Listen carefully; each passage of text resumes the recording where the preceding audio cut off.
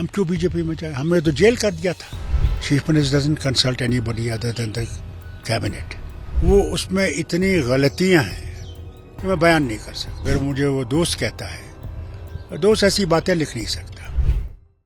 दुलत साहब की किताब निकली है, chief minister and a spy. वो उसमें इतनी गलतियां हैं कि मैं बयान नहीं कर सकता। और अफसोस है कि अगर मुझे वो दोस्त कहता है, दोस्त ऐसी बातें लिख नहीं सकता। पहली बात मैं आपसे बताऊं जो गलत है कि जब मैंने 96 में हुकूमत बनाई, किताब में लिखता है कि साहब मैंने उससे पूछा कि किसको मिनिस्टर बनाऊं।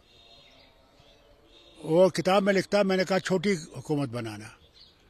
अगर उसने ये कहा होता तो मैंने 25 मिनिस्टर बनाए थे जो मेरा कोटा था, तो वो भी गलत। मैं क्यों पूछूं उससे, हुकूमत तो मैंने चलानी है। बार बार किताब में लिखता है कि मैंने उसको हर चीज़ में कंसल्ट किया है। Chief minister doesn't consult anybody other than the cabinet. It is a secret meeting between the ministers and the chief minister. उन्होंने लिखा उसमें कि साहब हम लोग बीजेपी के साथ तैयार जाने को थे। और उसी में कहता है फिर भी, और ये बिल्कुल गलत है, हम क्यों बीजेपी में जाए, हमने तो जेल कर दिया था। जब मैंने एब्रोगेट किया 370 तो हम तो जेल में थे, जबकि खुद होम मिनिस्टर ने पार्लियामेंट में कहा मैं आज़ाद हूँ। मेरी बेटी नहीं आती, मुझे कहते कि भाई वो कह रहा है आप आज़ाद हो। तब मैं गया और मीडिया से बात की, और उसी रात को हमें फिर वो PSA लगाया गया। अगर हमने आर्टिकल 370 को बिट्रे करना होता तो फारूक अब्दुल्ला ने असेंबली में 2/3 मेजॉरिटी से इसको पास क्यों किया होता। वो इलेक्शन भी जो हमने लड़ा, ये कहता कि मेरे कहने पर लड़ा, टोटली गलत। उसके साथ साथ जब 2002 का इलेक्शन आया, कैसे ये सब पार्टियां निकली? क्या 96 में थी, इनके झंडे कहीं थे? कुछ भी नहीं था। मगर ये भी है गलत, उन्होंने कहा कि मैंने उनसे पूछा और फिर इलेक्शन लड़ा।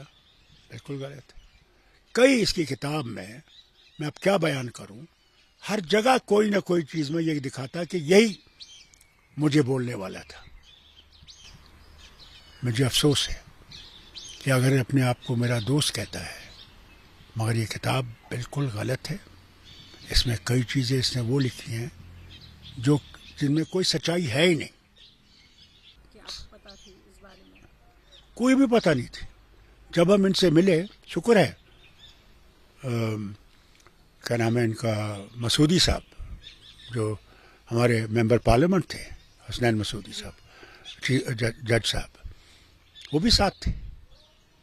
बल्कि मैंने उनसे पूछा उस वज़ीर आज़म से, मैंने कहा वज़ीर आज़म, ये जो फौज और ये जा रही है इतनी अक्सरियत में, क्या यहाँ पे कोई पाकिस्तान से जंग करने कोई है?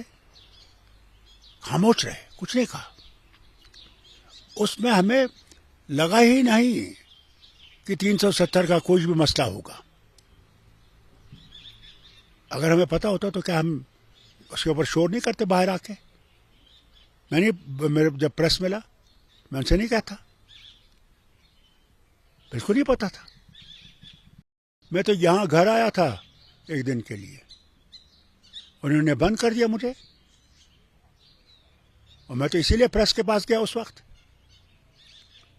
कि साहब ये कहते हैं कि मैं आज़ाद हूँ, मैं आज़ाद नहीं हूँ।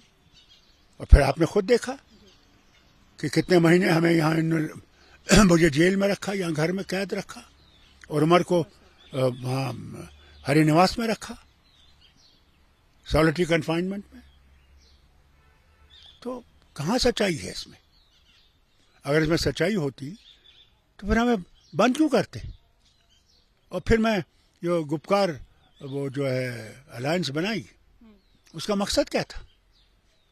कि हम सब इकट्ठे जो हैं इसके खिलाफ खड़े हों। और शुक्र अल्लाह का हम सब खड़े रहे। हो सकता है कि एक दो जो चले गए, उनका हशर आपने देख लिया,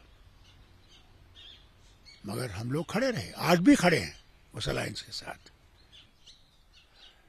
या तो उसको ये किताब बेचने की ज़रूरत थी कि बहुत पैसे मिलेंगे, या ये कि किसी तरीके से बीजेपी को खुश करें। मुझसे नाराज़ हो गए थे जब मुझसे मिलने उन्होंने भेजा था और उन्हें प्रेस कॉन्फ्रेंस दी थी, उसके बाद तो मुझे भेजा गया, स्पेशल जहाज़ दिया गया। उसके बाद से तो इसका ताल्लुक़ ही उनके साथ उड़ गया है। हो सकता है एक नया ताल्लुक़ बनाना चाहता होगा।